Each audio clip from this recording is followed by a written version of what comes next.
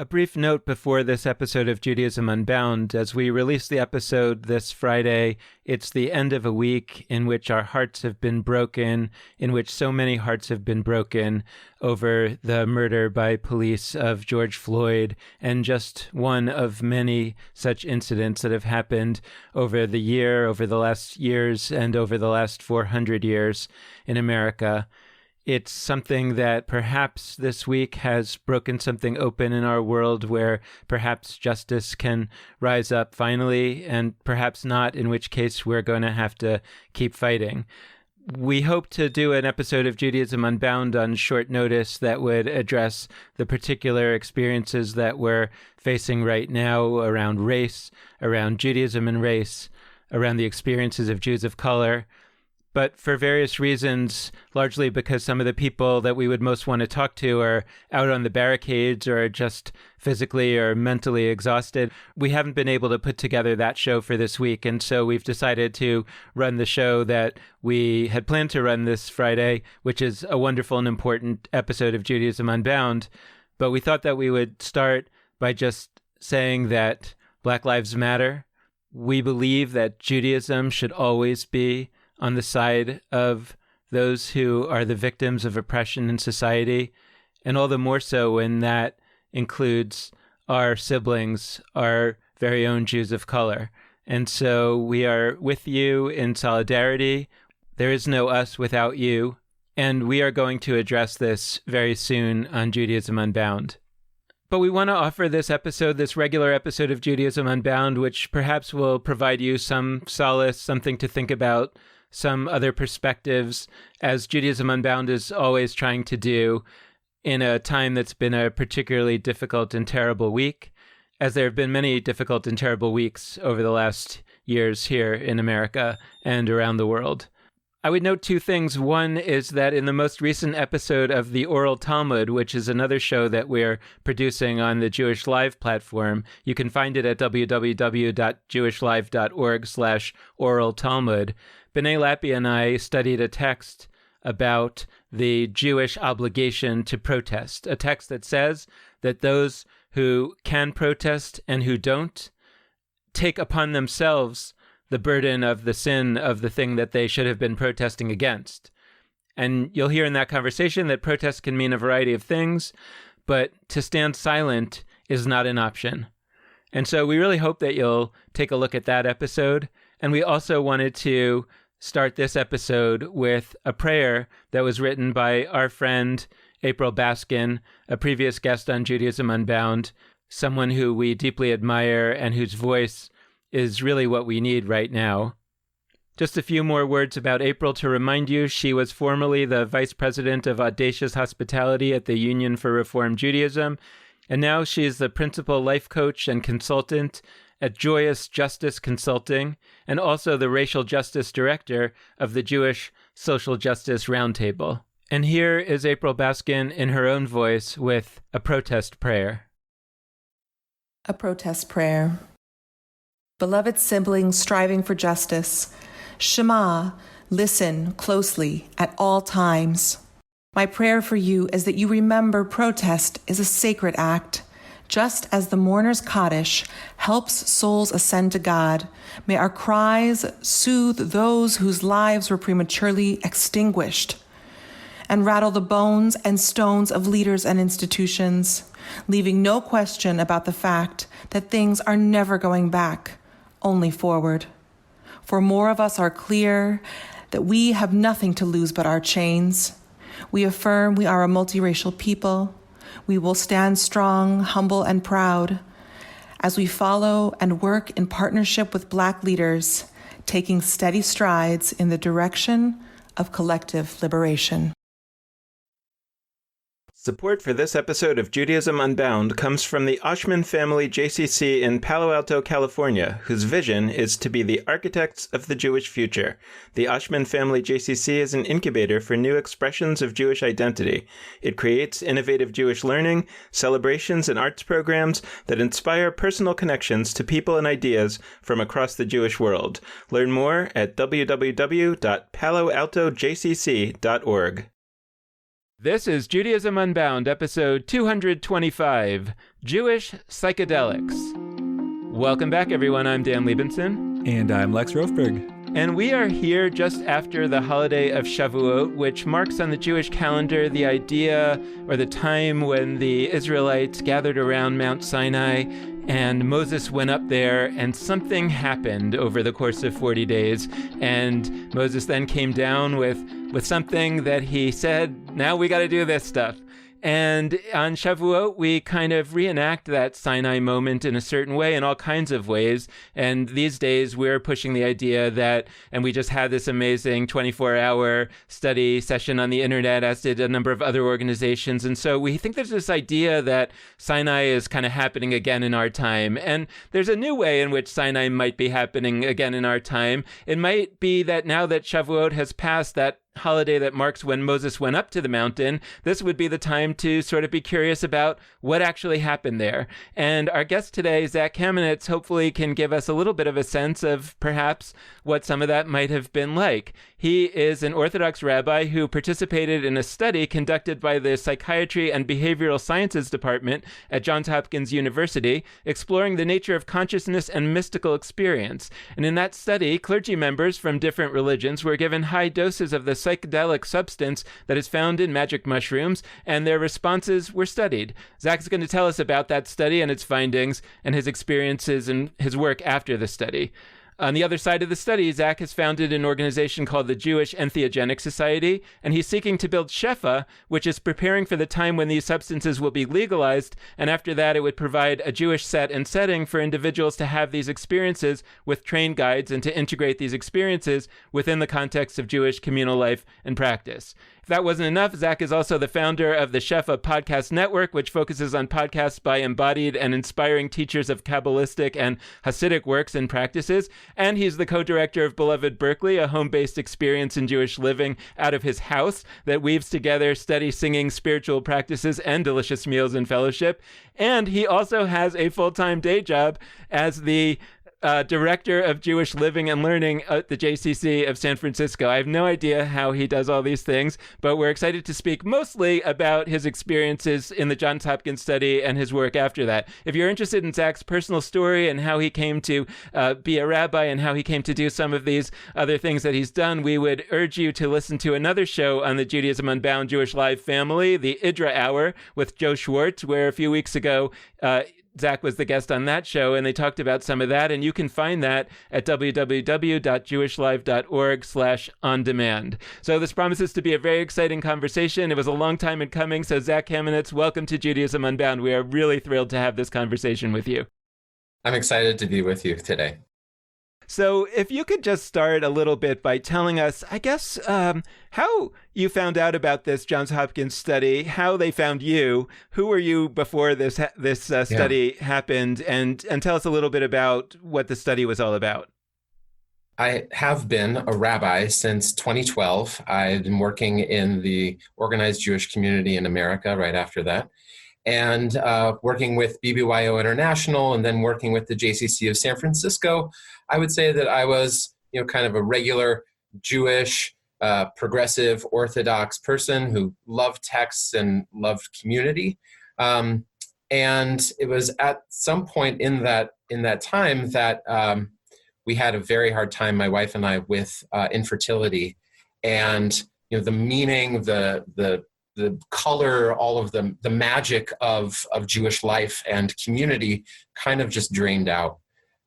It was also at that time where a friend of mine sent me a rejection letter from the Johns Hopkins University study that you mentioned, saying that he was not eligible to participate in this religious leader study because he had had a prior experience with psychedelics. So he forwarded it to me. I wrote to them, and I started communicating with one of the program managers there about how I would participate.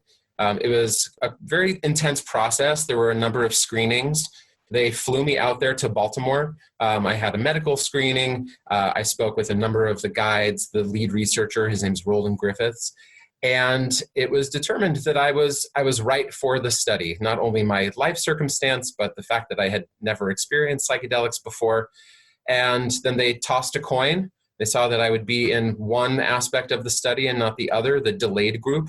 And then I scheduled 2 major experiences with psychedelics 6 months apart from each other. What does the delayed group mean? The delayed group means that you have to wait 3 months after your initial screening. So I think that's just part of the program design, is that they have an immediate group. You are scheduled for the next week or so. And then the delayed group to see, is there any difference in the data between the people who immediately go into these experiences versus people who wait, the anticipation, maybe talking about it. I don't know the precise details, but I think that there's something about that. Yeah. So can you give us a little bit of the context of the study? Like, what exactly were they trying to find out? Was there, and I guess maybe also a little bit about where we might be starting from on this idea of psychedelics. Like, I think a lot of us think of it as like some naughty thing that was being done in the 60s. That's right. And, and then Timothy Leary got in trouble, and then it kind of was all over. Sure. And where is this going now in terms of science? Sure. So in the 50s and 60s, like as you mentioned, Timothy Leary, and also his study buddy, Richard Alpert, who then became Ram Dass. These were professors of psychology at Harvard, and they had had direct experiences with these psychedelics, magic mushrooms, as you mentioned, and began the Harvard Psilocybin Project. They were trying to understand what is the effect on patients who are experiencing PTSD, depression, OCD, other mental illness. But at the same time, we're starting to understand something about the nature of consciousness. And as they began to understand consciousness, they looked at different religious traditions that talked about not the psychedelic experience, but about the mystical experience. Like what happens when your consciousness is blown up, have the widest picture of the universe and your part in it. And these spiritual masters from various Eastern and Western traditions wrote down what they would call these maps of consciousness. So, for example, the Tibetan Book of the Dead seems to describe when you're going through this process of dying, what do you see and what do you feel? And they took that to be, from their direct experiences and from what others were telling them, almost a direct parallel from the experience of taking psilocybin. So they thought there is something here. But the Harvard Psilocybin Project was shut down, and several years later, all of these substances, magic mushrooms, peyote, mescaline, cacti, etc., they were made illegal under the Controlled Substance Act in the 70s by Richard Nixon. So all of the research that was completely shut down. All other countries as well put these in a class of regulation that said there is no human benefit to the research or even to the use of these things. Fast forward to 2006, a researcher, as I mentioned, Roland Griffiths and others, they got permission from the FDA and the government to see if they could open up this research at Johns Hopkins to see if they still had efficacy and benefit for people who were suffering from mental illness. And they published this paper called Psilocybin Can Occasion Mystical Type Experiences Having Substantial and Sustained Personal Meaning and Spiritual Significance. And so they ran this test in a controlled environment with a number of test subjects, and saw through data and data collection, after giving a major dose of psilocybin to these people, after them experiencing 6 hours of this inner journey there in a well-appointed room with guides, that the experiences that they were having were, just as Timothy Leary and others had found, mystical in its orientation. But from that initial paper, and you can read it online, you can find it at hopkinsmedicine.org, they then started creating more and more studies to apply psilocybin to different things. Long-time meditators, what happens to their minds? People who have terminal cancer, what happens to their sense of mind and sense of peace and anxiety after they take it? people who are addicted to smoking? What happens to people who are addicted to things? And they're finding really amazing stuff. And then I was in this study, what happens when you give major doses of this compound to people who have a particular vocabulary and framework to talk about their experiences that is influenced by religious tradition, that is applied to spiritual practice. And the study is not published. I don't know when it will be. I know that there were about 20 participants. They had a hard time finding rabbis. And we'll see what they find, hopefully in the next year or so. You mentioned that they had a hard time finding rabbis, and because I did a little bit of homework, I was really interested in the reasons why they had a hard time finding rabbis. Yeah. And it comes off as kind of funny, but I don't mean it in a funny way, and I don't think you do. One of the reasons you talk about as why rabbis were not being accepted into the program is that one of the prerequisites for the program is that you never had your own previous experience with entheogens, and many rabbis that were looking into this program did have previous experiences. And I read that and I was 0% surprised. And I want to dive into why, because it's not just, to me, it's not just like an interesting sociological fact that like, okay, so there's a lot of Jews interested in I mean, we use the word experimentation all the time. We don't mean it in the way that people sometimes hear it with drugs, but like we also could mean it that way. But so there's people that are Jewish who have been for a long time experimenting with entheogens. Fine.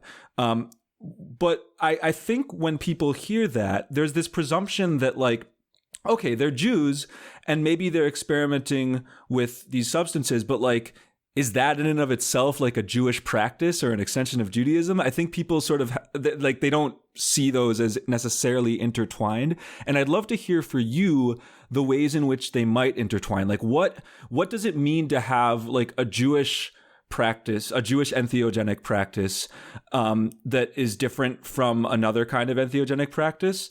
How should we think about how this connects to, like, for the rabbis that maybe have had previous experiences or not, like what's happening there? What links between this practice and Judaism? First, I want to take the opportunity to say that I do not advocate anyone taking an illegal substance that is not part of a controlled experiment. These substances are illegal on the federal and state level, even with decriminalization efforts to make it the lowest priority of law enforcement in Oakland, Santa Cruz, both in California and in Denver. These things are still illegal. There are so many things that we don't know about. So I just want to say that off the bat. But for people who are taking these things, I would say that I think that this is complete conjecture. I think that there is something about participating in a religious tradition that has as its core in its core texts, in its liturgy, in its musings from its greatest spiritual masters, that our practice, you ask, I think, on this podcast, like, what is Judaism for? And my sense is that when you approach these texts, and maybe especially for religious professionals like rabbis who are dedicated to this, Judaism is for reaching beyond yourself, beyond your cognition, beyond your biography, and connecting to the great beyond, let's call it, or the divine, or spirit, or the Kadosh Baruch Hu, the Holy One.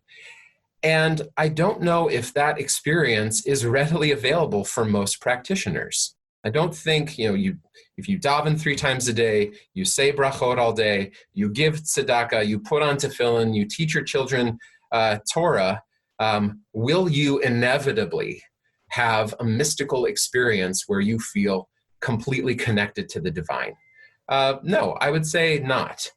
And of course, we have these very venerable, honorable traditions of Jewish people, Jewish masters trying to attain that kind of consciousness. But I would say for the everyday practitioner, especially not in the Orthodox world, those things might not be achieved so easily. Maybe people do feel that in meditation circles, but not to the level that I think it's described in our sacred literature. the rabbis who were interested in this, maybe because of their entheogenic experiences, because of their experiences when they were young and just having fun with LSD or mushrooms or MDMA, came to understand something about themselves, the nature of the universe, the nature of the divine, and their relationship toward it, and decided, I think I need to dedicate myself to this and see what's there. So therefore, if they were being honest when they answered that question, and they were screened out. I would just say on the other side that I think not only were rabbis screened out because most of them had had experiences with psychedelics before, but there's also a strong current in the Jewish world, especially in the Orthodox world, to not be in touch with illicit substances. So any modern Orthodox, Haredi, Hasidic rabbi or community leader might say, I don't want to be part of this study because I don't want to take drugs. I want to follow up. It's interesting that Lex had that reaction to the idea that they had a hard time finding rabbis. Like my mind was going somewhere else, where when I saw this study and how it was talking about looking for clergy members who have these kind of, closer experiences with God and that kind of thing, or, would have, like you say, the vocabulary. I kind of think of a lot of rabbis I know who don't really have that, that I feel like a lot of rabbis I know, like it's not necessarily what a rabbi does, where in the same way that we think of maybe various clergy from other religions, that we think of them as, very godly, very much focused on God all the time. And I often think of rabbis as some of them are that, and many of them are not. And that's no shame. That's a different way that Judaism functions. So I'm curious about whether, for example, a rabbi who might be one of the more intellectual types, who doesn't really think about God that much, would that rabbi be ineligible or eligible for this study? In other words, were they looking for people who were not only a clergy member, but of that particular orientation already? I think that was probably a happy accident for me, in that, I had a endogenous, meaning natural, mystical experience when I was young. That's actually how I came to become observant. But I don't think it was not a prerequisite for people to define themselves as spiritual or holy or something. I think the criteria was for people who felt comfortable being in that kind of vulnerable, expanded state, who were ready to download as much of their biographical and inner information with their guides as possible. And then to feel like, when things got hard, and that is part of this experience, fear, anxiety, a sense of danger, that they would be able to work with it and not push it away, right? To dive into that difficult experience, that bad trip, and come out the other side having learned something or gained something. So I would say someone who considers themselves rational or is a secular humanist or an atheist, they might not have a vision of the divine in front of them, the voice of God speaking in there, but they might experience what Walter Houston Clark calls the beyond, a sense of unity between all things and all people. They might not come out writing a new book of the Torah, but there might be an insight there that might guide the rest of their lives or just the next 6 months. Why does that matter? If somebody could hear that, for example, and say, okay, sure, I get it. Somebody experiencing this opens up to a set of ideas in a way that they hadn't before, senses that unity that you talk about. Like, sort of, what does that mean for that person? What does that mean for the world? What does that mean, maybe, although this is less interesting to me, what does it mean for the Jews? So what? Well, we could take that a couple different ways. So what? Or what now, maybe. Not so what, but what now? I think what you're talking about, so what? After that experience, and that's what I hope to be doing through this work as well, is not preferring the experience, seeing myself giving birth to my wife, giving birth to my daughter. That did happen. It's not necessarily about the experience, but it is the integration that happens afterwards. So there's the preparation, right? Actually talking about my life and myself and my desires and my hopes and my fears. There's the experience on the couch. And then what happens after the fact? So what? I'll just read here from, there's this organization called Zendo, which is a harm reduction organization that makes sure that people who are having psychedelic experiences know that they can go to a place like, let's say, at Burning Man and feel safe. If they're having a hard time, they can go and be with someone to sit with them. Integration is the phase within which an individual assimilates and incorporates an experience into their psyche, body, and life. In psychotherapeutic terms, integration is a process of making the subconscious conscious. Integration is the process of reorganizing the self to include the material experienced during the altered state. So the so what is, after the ecstasy, the laundry. How does this experience change you? How does it change your ethics? How does it change your ritual life? How does it change your doctrine? And through, I think, those three things, I think a person could become transformed.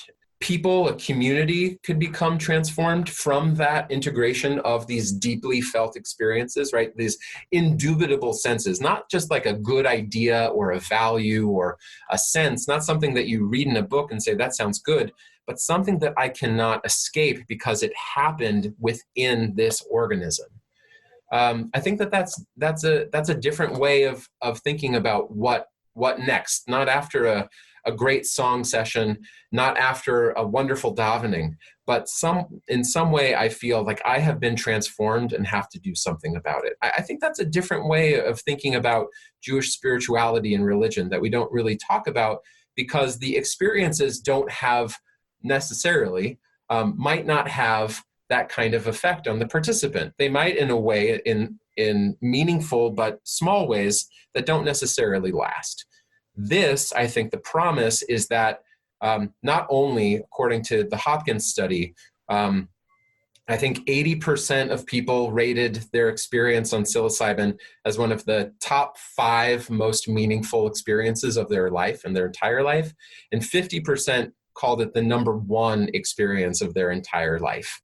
Could you imagine what would happen if a dedicated group of not rabbis, just regular normal Jews got together, did study, did this in a safe, supported, and legal environment, and then said, well, what now? What do we do with our tradition? What do we do with the texts? What do we do with the ritual that has been given to us now that we know something more deeply about ourselves and maybe about the universe? What your story reminds me a little bit about when I first got the iPhone when it first came out, and I would let people play with it for a while, and they would be like so taken in by it, and then I would say to them, can you imagine what it would be like if Judaism was like this? Meaning yes, that it's not only about what do we do next. I think it's about the experience itself, and I want to get into some of that a little bit because my sister was talking to me about the story. There's a famous story in the Talmud about an orchard, and 4 rabbis go into this orchard, and one of them goes insane, and one of them dies, and one of them becomes a heretic, and only one of them, comes out in one piece, Rabbi Akiva, basically. And my sister, after she read Michael Pollan's book about psychedelics, she wrote me, I think I know what was growing in that orchard, and I kind of am thinking about this question of the primary religious experience. Like if we think about the various maybe rabbis of the early days, but certainly the prophets, the people, and some of them sound like a really good trip and some of them sound like a really bad trip. And it's really interesting to think about either because maybe they had some chemical help or not, or maybe they were somehow able to get themselves into a similar state of mind in a different way. But it sounds very much like if we take seriously the prophets, and that it wasn't just that they made stuff up and wrote fake books about it, they actually had some kind of experience. If we don't believe, for those of us who don't believe that it was actually God choosing them and coming down and doing that, but nevertheless, that experience should be taken seriously as a real experience. And it feels to me like what something like you're describing indicates is that experience really is real, and it can be real. And the way that we might know how most easily to induce it in our time is through psychedelics. And I know that there are other kinds of practices that have to do with like deep breathing or rapid breathing or something that induce similar things, or meditation. And so I guess I'm curious if you could talk a little bit about, as you're reflecting on this, about both kind of what might have been like, what was happening back then? I mean, that these people were having these primary experiences, and then I kind of feel like they somehow translated that into, Judaism, into these practices, and that over 2,000 years, maybe with more and more distance, they become more and more distant from that primary experience, and then it sort of feels like, well, they're not really getting us, I think, maybe to where their originators thought they would get us to.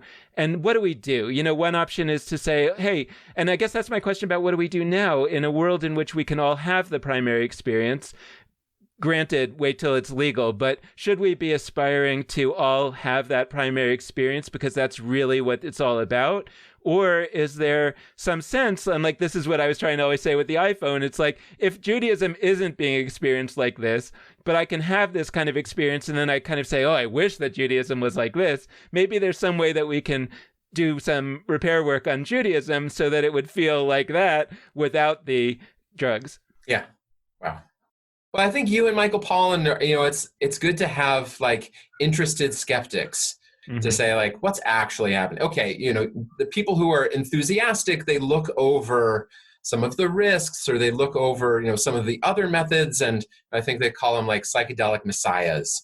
And it might sound like I am like psychedelic messiahing, but I'm actually more interested in the states of consciousness and not necessarily in the means, because like you mentioned, there are many means to this, but I think, as you mentioned again, this is the crash course in getting to the top of the mountain. We could walk up the path. We could even take a helicopter ride up to the top, but kind of taking a rocket ship is a completely different thing. So what was happening to the biblical prophets? I imagine that what these people were going through, and I really appreciate that you said that they were real experiences and not made up, was entering into this expanded state.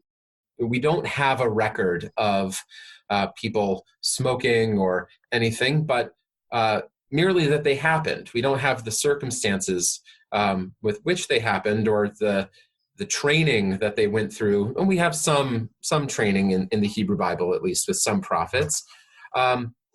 But they had this vision that was completely real to them. They had either a vision that they could see, like thinking about Yechezkel and the chariot that was moving, and it was so elaborate and psychedelic, you could say. Yechezkel is the book of Ezekiel for folks. Yeah, the book of Ezekiel. Thank you. Or that they had a profound sense of the political situation happening in Judea, and what the community needed to do at that point. Either it was to repent, they had to do tshuva, they had to look at their actions and see how their political circumstances were somehow connected to the way that they were running or not running their society. I guess that is possible in an expanded state. I did not have a vision of what I think all Jews or all people, I didn't have a world vision. I had a workplace vision. At one point in my first trip, I saw a giant tree, and I immediately knew that this was the Eitz HaChaim, the tree of life, that Kabbalistic structure that shows the 10 points of emanation from the beyond, the Godhead or whatever. And I saw that there were these 2 points, left and right, blue and red, that were emanating energy and flowing back and forth from each other, red to blue, red to blue. And I immediately understood this in the context of something that was happening in my professional life. And immediately after I came home from Johns Hopkins, I started taking actions only because of that. Maybe I would have gotten to that insight later, but maybe not.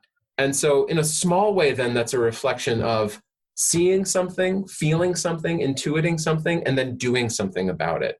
And perhaps, these prophets were so great that they could do it on a national scale. They could do it for all of Israel, or Isaiah doing it for all of the world.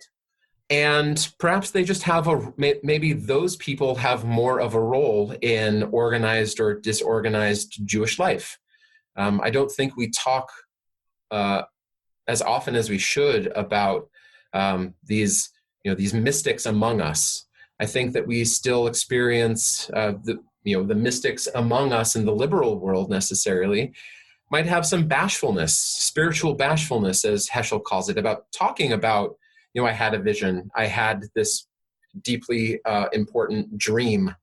For 200 years or so, because of the Enlightenment, the Haskalah, liberal movements, this is something that they couldn't tolerate because it was not something that their neighbors would probably look favorably upon and to integrate into polite European society. And it was mostly jettisoned by Western Jewish practitioners and communities. The texts are available. They might not be well understood or even learned by most people. The practices are written down and even still communicated from teacher to student. But it's not part of our Jewish day. It's not part of our Jewish month for most communities. And I think as these substances become more widely available through expanded access, through legalization, decriminalization, I think it is important that Jewish people get to know their mystical texts and practices better, because let's say that a center opens for psychedelic exploration, for healing from PTSD, or even just going for general wellness and self-exploration. I think it's important for people to know what their heritage has to say about the preparation, the exploration, and the integration of this. And there's a lot of material. I would like to get started now. It might take 15 years to build from now to the point where most people can experience, but there's a lot of work to do. So collecting these texts, getting to know these teachers, translating them and getting to understand them, and being able to explore now what it means to have a mystical state of be in a mystical state of consciousness for the time when these things become more normalized in our society. I was also thinking about biblical text and some tie-ins here, but a very different area of the Bible. I'm going to be ordained as a rabbi in not too long, and I'm working on my rabbinic teshuvah. Thank you. I'm working on my sort of final capstone project, give my take on an issue of importance in Jewish law. And I'm looking at something that is like very obscure, and we don't need to go into all the ins and outs of it, but it's the Nazirite vow. The Nazirite vow for me is a deeply interesting thing because, and once again, you don't need to know the details, but basically it is an intensive experience by an individual of an attempt at sort of transcendence, an attempt at closeness to God. That appears to be sort of what it is in the book of Numbers when it's brought up. And like entheogens, by the way, it is seen in all sorts of eras and contexts as very dangerous. It is seen as something that you shouldn't do without thinking through beforehand the consequences. It's something that the rabbis actually deeply discourage. And because there's some temple sacrifices associated with it, the rabbis actually sort of seem to eventually get to a point where they sort of are like, well, you can't really do this at all because there's no temple and you can't make the sacrifices at the end. So like, oh, bummer, it's gone. Shucks, this part of it. But it seems like they actually just didn't like the practice because of the risks that it's associated with. And so it's funny because one of the practices of the Nazirite vow is that you specifically don't imbibe wine, and some would say alcohol. And there's other mechanisms in place that sort of force you to be in a deeply individual space, not part of the community in the ways that you normally would be. And I guess I want to ask about that because what most excites me about your project and, hopefully our collective project of the 15 years you talked about and beyond is I think we have a huge deficit of Jewish attempts at transcendent individual experience. Beautiful. I think we have been so thoroughly we've so thoroughly bought into communitarianism, which is good. I like it. Most of our society is very much not that. We need collective thinking. In a moment of social distancing, it's very clear why we need to be beyond ourselves. But I think we've so taught ourselves that Jewishly, there's like nothing we really can do on our own. We need that minion. We need 10 people. While I'm once again acknowledging that you said specifically there needs to be somebody along for the ride as you are taking on this experience, it's not 10. It's not a huge group. And I think that there is a notion that an individual, you, other individual clergy that were part of the study, others themselves are transformed in their own way. And I think that we need that Jewishly, and I'm pining for more ways to get at that.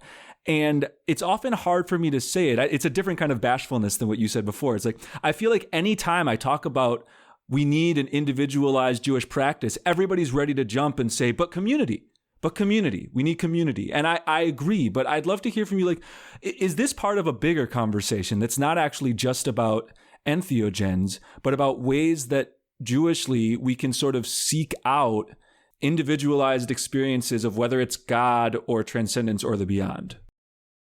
Lex, with the Nazarite, I think with the sense of like the collective and the community is primary and the individual is secondary. And I think this all comes probably back to hegemony and authority.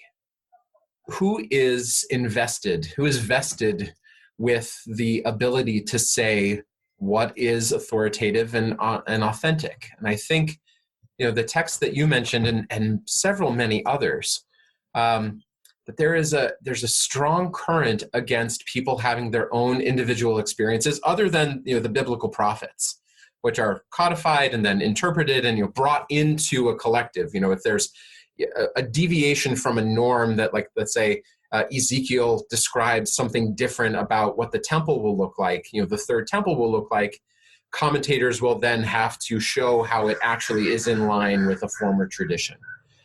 The ability for someone to have a profound insight, not just like, oh, I need to do something different at my workplace, but about how we are reading texts, about how we are doing Shabbat, right? Those things have some danger to them. It could reorganize practice. It could reorganize community and norms. And there's not only that, but the fear of abuse, that people could say, I've had this insight, I've had this revelation, come and follow me. And people are actually doing that merely to feed their own egos and to amass power. And we don't have necessarily great ways of regulating that other than, I can imagine, and just like hypothesizing, maybe in Orthodox and ultra-Orthodox circles where there is already so much conscription about daily life that maybe the ability to adventure or to journey inward, then, right, there's a control outside. Like, you can be having these wild visions, but you're still going to put on tefillin 3 times a day. You're still going to be keeping kosher, and your life is going to look mostly like everyone else's. So there's inward exploration, but external communal normativity. So yeah, I agree that more individuals should be having these types of expanded experiences. Dan, you mentioned a breathing technique. I would encourage people to look at holotropic breath work. That's the name of one of these techniques. There's something that can happen profoundly just by breathing very quickly for 40 minutes and listening to loud music. There's something that can happen very profoundly by putting yourself in particular postures for a long amount of time, or fasting for longer than you would otherwise. And there has to be, I think, integration, like we're now talking about, then has to happen in the context of relationship. Like, we can't avoid, we might be able to say, yes, more emphasis on the individual, but so much about what I think at least entheogens might offer is how we then think about our relationship structures, either with, my own physical body, me and my mother, my wife and I, my community and I, my world and I, and not just like me, me, me, me, me. And I think that's, that in some ways, that's actually what these plants and compounds do. Maybe Dan, you remember probably from Michael Pollan's book, he talks about, right, the lasting effect of these compounds is that they do something to what is called the default mode network, which actually gives the ego, right, the sense of individuation, I, me, mine, a little break. In some instances, complete dissolution from the ego, right? The anochi, the I am, takes a break for, it has a rest. And then you're then able to explore what if I wasn't here, if I wasn't just my body, if I wasn't just my really interesting thoughts, what would then I be able to see and participate in? And in this place that I'm hoping for in 15 years, it will be one person on a couch and then integrated into a larger community. But there are other models, like people who work with shamans in other countries in Mexico and South America. They are group experiences. Like we hear about ayahuasca circles in Peru and Colombia of people taking this medicine together. I'm not ready to think about that. I'm just kind of going off the clinical model. But that might also then shape how we think about these things. So yes, and.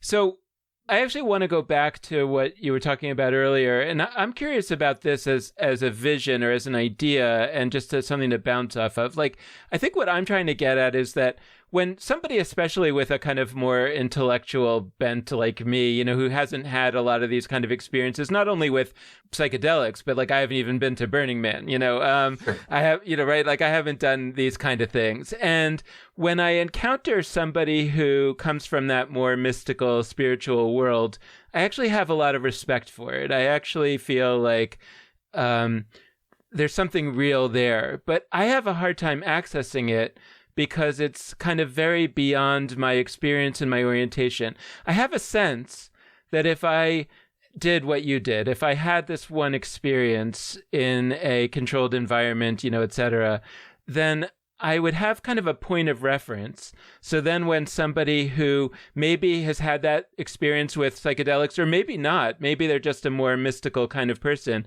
would say to me, like, this or that idea or this or that notion, I would be able to tap into it on a visceral level, which right now I can only kind of intellectually understand. Yeah, that's real and I respect it, but I can't connect to it.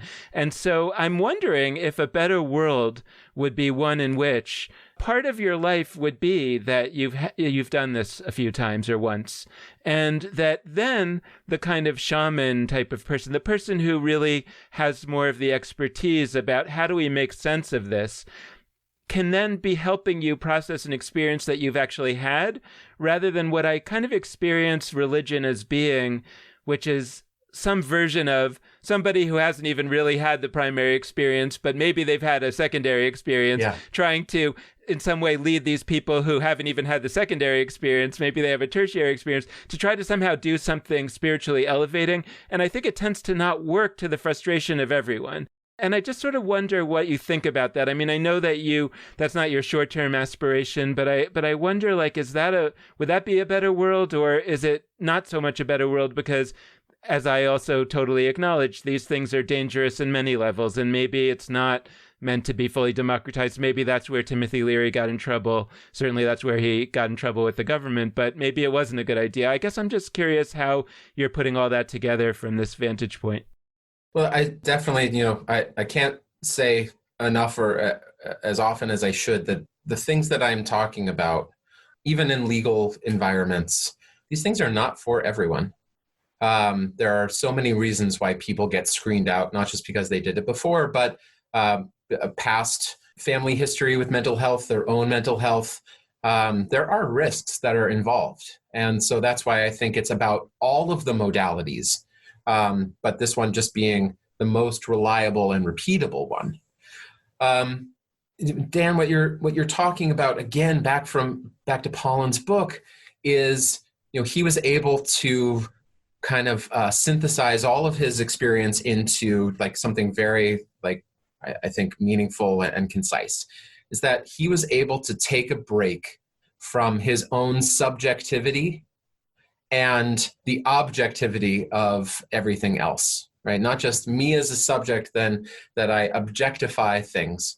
And that he then kind of diagnoses the world as having like a sickness that needs a medicine for that, right? Environmental degradation, human rights, everything where we try to assert power and control over something else has become demonic, I would say. And so if we can take a break from that because of these medicines or other modalities, we might then not destruct our entire world and society because of amassing things for our own desire. And to the other part of your question, I actually saw an example of this on Facebook the other day. Someone was describing something about reading Rabbi Nachman, powerful, mystical practitioner, incredible community leader, and writer of mystical reality and truth. And I know this person, I know where he comes from, and I know what he's interested in. And he said like, oh, this is just a laundry list of this is like that is like this, this reminds me of this, right? Just like free association, but with no meaning. And from his rational perspective, that kind of mystical association holds no content. But from someone who has had a direct experience of that, to say like, yeah, I remember when I saw shapes forming in and out. I don't know how long it was, but I saw that all of these concepts, all of material and matter were merely just coming into being and out over and again. And I can then read that inside Rabbi Nachman's text. Maybe he didn't take a pill and see that, but he saw that all of these concepts in some way are connected to each other and have something to say to each other. And someone who has not felt that deeply, who has not experienced the unity and dynamism of all things over time, how could they know? And I think then that like the process that you have described, and that's the process of secularization, Peter Berger calls it removing this sacred canopy where we can feel divinity or unity in all things because of industrialization, technology, our current acceleration of technology and secularization, that we can't even access it. And so then how would you understand Judaism without some sense of that, even if it was a small sense? I think that we are in some ways like looking at a thing that we can't even understand. We can understand it in our limited way, our limited perspective, but there's something deeper and beyond that we can only then tap into and find meaning by having a direct experience of this. So how do we get more people to know that and to access things about our culture and our tradition that are often laid just by the wayside? They're stuck in translation, they're inaccessible, and then seen as kind of meaningless or silly. And so I think that it is crucial to be looking at people who are living these things throughout their daily life and through the lives of their families, through the texts that they read, the ways that they pray, the ways that they sing, the ways that they eat, as embodying some sort of spiritual or mystical knowledge. But those, there are things that get in the way. There are people who are part of those communities with those practices and knowledge. There might be aspects of their culture that we are not excited about, or we are immediately turned off with because of their cultural norms and values that are not in line with ours. So I think that there has to be some bridging then between the communities as well, and sharing knowledge and making it authentically ours. Whoever that we is who is not participating in it yet, to say, we don't have to become ultra orthodox to appreciate the texts and practices that are associated with the mystical aspects of that community. We can bring it in, we can democratize it in our way. We can make it feminist, we can make it egalitarian. We can do all of these things, but we just have to get started. So that's a perfect segue to the topic I wanted to make sure we fit in before the topics, to the person I wanted to make sure we brought in. In talking about taking mystical teachings and finding ways to map it onto feminism, onto anti-racism work, onto, like, to me, it would be very silly for us not to bring up Zalman Schachter Shalomi. I want to dive into him a little bit because it would be silly not to. Yeah. We have a person in American Jewish history from the 20th century, from not too long ago, who I would argue got this train in motion. I mean, you talked about a 15-year effort. To me, your 15-year effort is an extension of, I don't know, 40 years, 40, so a number of decades. Starting in the summer of 1963. There you go. So it's an extension of a 57-year effort that I think Zalman Schachter Shalomi helped to put in motion, which was, he directly was in community with Timothy. He met Timothy Leary. He was deeply affected, and then with that, with some of his own experiences and also his own background and all sorts of other things, like, he set about creating a world that would blend mystical teachings and experience with, I mean, not just with psychedelics, but with a whole sort of universe of counterculture practices that I think has had a powerful impact already. So I guess I'd love to hear from you a little bit about the role that Zalman Schachter Shalomi plays. And I'm using present tense, actually. Yeah, like, that's good. Plays now. That's good for a Rebbe. Yeah. But also sort of give us a window into some of the background that leads to the work that you're now doing. Sure.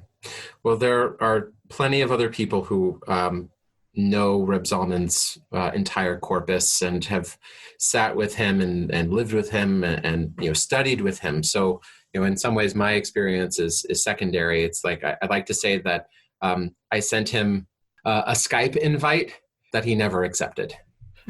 True story. He, Alav Shalom, he passed away before I could reach out and call him. So yeah, Reb Zalman is one of, if not the patron saints, right? He is the Rebbe of thinking about a number of these questions. And we have a primary document, right? That's like also very exciting. If you go to my website, zachkamenetz.com, you can find a link to one of my projects, which is we have transcribed the original trip report. You mentioned that he had been with Timothy Leary. He had a relationship with Timothy Leary. I'll go even further to say, the first time that he took LSD, one of these major classes of psychedelics, was with Timothy Leary on a day off from working at Camp Ramah in 1963. He wrote about 40 pages about what happened on the way there, when they got there, and his integration process afterwards on the ride home. It's a fascinating document. It was published before in another collection, but it had been highly edited because of all of the Hebrew and the Yiddish. And so now we have transcribed the original document that you can find. And this will be, hopefully, one of the first texts of a Jewish entheogenic psychedelic reader. And I think that what he set out, someone told me that, the only reason that we have renewal Judaism is because he took LSD. That might be the case. I don't know. It's never cited.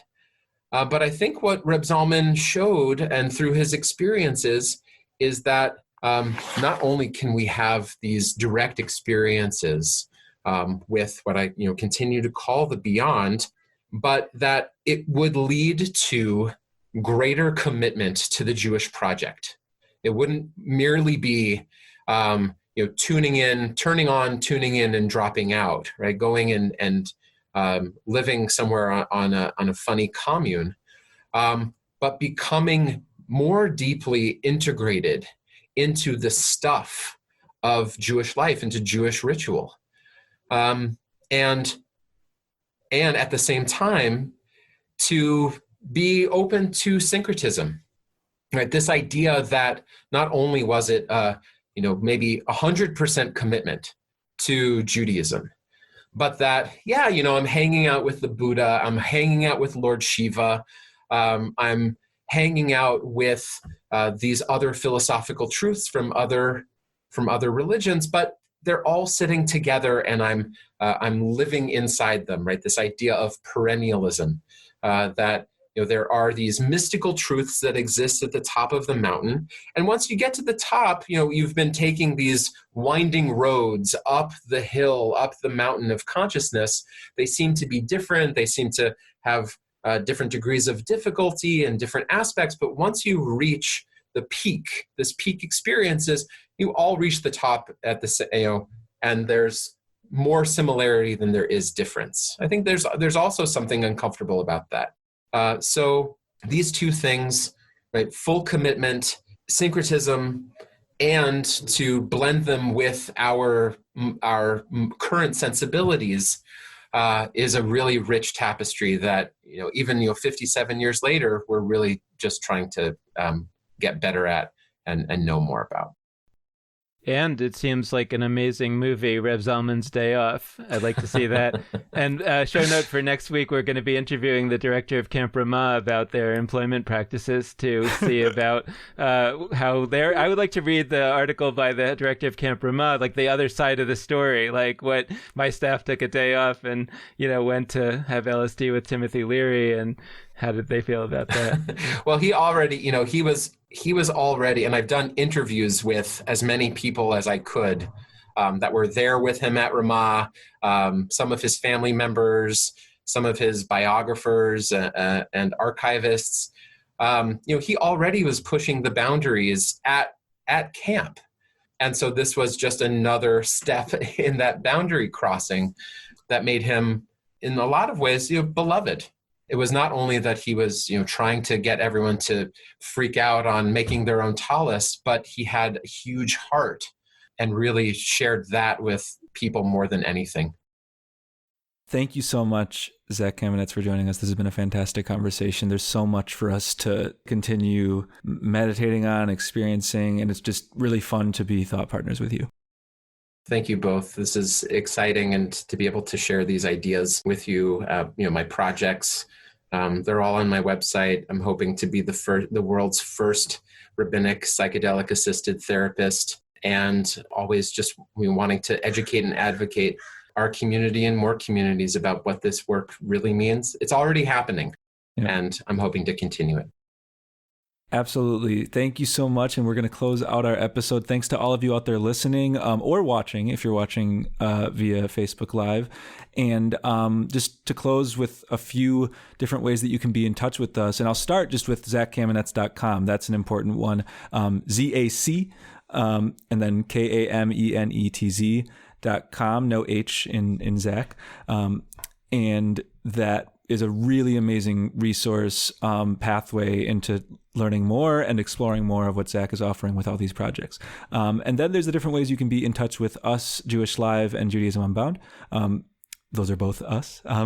So there's jewishlive.org and judaismunbound.com, our two websites.